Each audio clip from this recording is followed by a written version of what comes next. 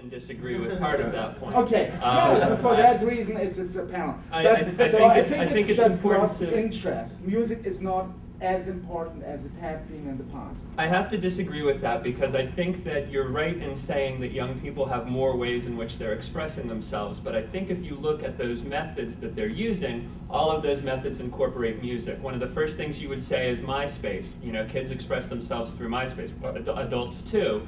But everybody's got a song on their Myspace profile. Everybody's got pictures of their favorite bands on their Myspace profile. Myspace, you know, is a self-expression thing, but it's full of music.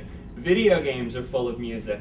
Movies today are not necessarily just about the movie, but it's about the soundtrack and the music that's going into the movie. All of these outlets that people have to express themselves are still full of music. I think the problem that we face with the younger generation, we as people in the music business, is not so much that a younger generation doesn't see the spiritual or emotional or artistic value of music, it's that they don't see a dollar value to it. It's no longer a physical thing that you can pick up and say, this is a bottle of water, it's $1. This is a record, it's 10 bucks. Here's a CD, it's 15 bucks. It's not a physical medium anymore in their minds. We have a whole generation of people who are growing up thinking music is a collection of ones and zeros, and it's on your hard drive right next to your, you know, pictures of whatever guy or girl you downloaded from the internet today. And that, I think, is the greater danger, is not so much that not that they don't love music, it's that, unfortunately for us, they're not necessarily placing a value on it in that sense. I see Martin's got a tremendous number of notes. Can I dive in on your dive in? Yeah. There's so many things going on with all of this. And I don't know that we ever bought music for the music. You know, I think it had to do with a reverberation of the first time you've shagged somebody, or the feeling you had at that concert, or the things that this band shoved in your face that you liked, and the buying the CD just happened to be the little talisman that you carry around with, you know. Blow me, I'm wearing a Sex Pistols shirt. You know, it's like a little code thing. And I think, I don't know that music is less or more important. I think it's completely fragmented. Like in England, everybody would listen to the same #1 hit single at the same time across England.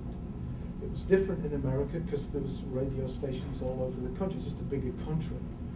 Now, when I'm driving around in my soccer mum van with my 3 kids, they're all listening to something different. So you can no longer say, what were you listening to when Kennedy was shot? Because everybody's listening to something. Somebody's in the back doing a DVD. Somebody's doing their own DJ garage band thing. Somebody's listening to something else. Someone else is doing their own fucking blog, you know. And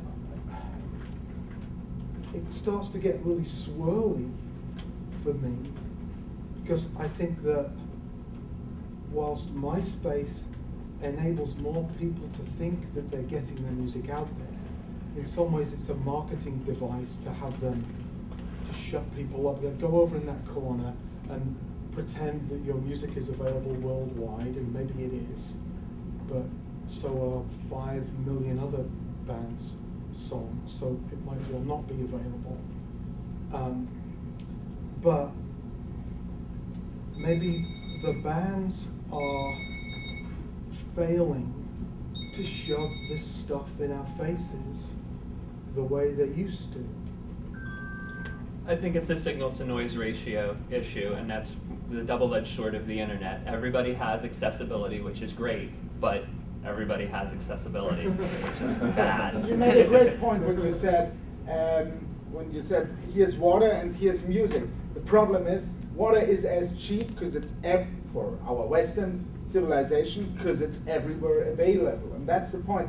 Music is just a constant surrounding. Today it's even more worth to be in total silence, just to hear your own soundtrack of your minds instead of constantly hearing music. And that's another point. Today it is so easy to just do music and release it on the internet wherever, but at the same time, like you said, signal to noise. You have such a noise floor right now of music which is constantly surrounding you. So I pick up your point. Yeah, music, fuck, we're all up to our ears in it. I mean, I've put out 500 fucking albums on my label. It's ridiculous, you know. So the value of a song is less. Of course, because there's more. But the value of a feeling that you get from a certain kind of music that has to do with the music coupled with the point in time, like, for instance, I have to admire Trent. You know, when he did "I Want to Fuck You Like an Animal," whether or not it's an amazing lyric, the fact that he could release that and radio stations would have to play it, the game that he played with that, to me, was cooler than the song itself. Right. And so you have this coupling and a feeling, right? And that, the feeling that a song can create, that's priceless. That's why mortgage companies will underwrite a Rolling Stones thing, or you'll have that other guy who was in Blue Velvet with the mask talking to people not that much older than me about what to do with their retirement, because it's all about vibe and image and this whole collective thing. That's priceless, right? If you want, you know, right? So there's more of the shit, and it's harder to find the diamonds in the shit. You know, but the diamonds are still the diamonds. If I can jump in real quick, a lot of what you guys are saying, it seems to me that well, when I think about what you guys are saying, one of the things that worries me a lot about the thinning out of our music, the signal to noise ratio that you're talking about, is commodification.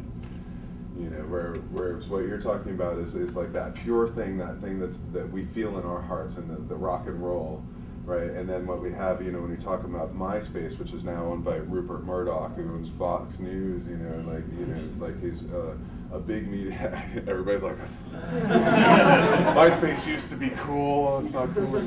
But when you have something like that, I mean, it is a huge gateway for artists like myself, unsigned artist with one track out there, and I got a nice little top 10 on there, which means absolutely nothing in terms of income. I didn't make a dime from it. So what we have now is we have different forms of distribution. Actually, I wanted to ask you, Andrew.